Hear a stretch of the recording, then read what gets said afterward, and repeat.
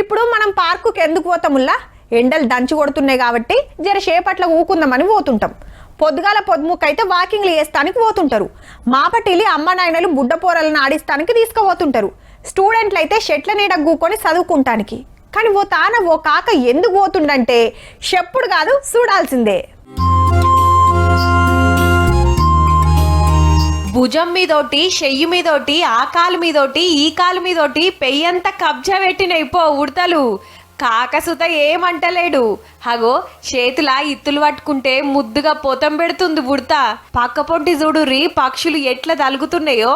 మహారాష్ట్ర నాగ్పూర్లో ఉండే గీ కాక దినం 3 గంటలు పార్కులకొచ్చి ఇట్లా పక్షులు ఉడతల మంచి చెడ్డలు అరుచుకుంటుండు.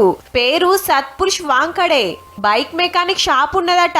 చిన్నప్పటికెళ్ళే పక్షులంటే మస్తు పాయిరమట కాకకు. పొద్దుగాలనే బ్యాగుల ఇన్న నిత్తులు బాటల నీళ్లు పట్టుకొని పార్కుకు పోయి పక్షులకు దాన పెట్టి నీళ్లు పోషొస్తాడు. నిండియాల్టి సంది కాదుల్లో, 22 ఏండ్ల కాంచెలి ఇదే కథ. హగో కూకొని ఇత్తులు చల్లుతుంటే పక్షులు చూడుర్రి ఎట్లా జమైనయో. జరసేపు కాగానే పక్షుల దండు మొత్తం రౌండప్ చేసింది.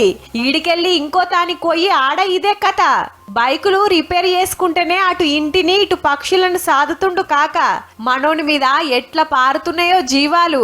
అవి నా దోస్తులు. గట్టిగా మాట్లాడితే ఇంటోలతోని బరాబర్ అంటున్నాడు కాక. దినమింత అడవులు పొతం పెడుతుండిరి. పట్నాలు కాంక్రీట్ అడవులు లెక్క తయారై పక్షులు జీవాలకు ఇంత దానా నీళ్ల సౌలతి లేకుండా వేస్తుర్రు. ఎవ్వరు పట్టించుకోకుంటే కానరాకుంటా పోతాయని గీతీర్ల తండ్లాడుతుండన్నట్టు. అందుకే అందరూ ముద్దుగా బర్డ్ మ్యాన్ అని పిలుచుకుంటారట.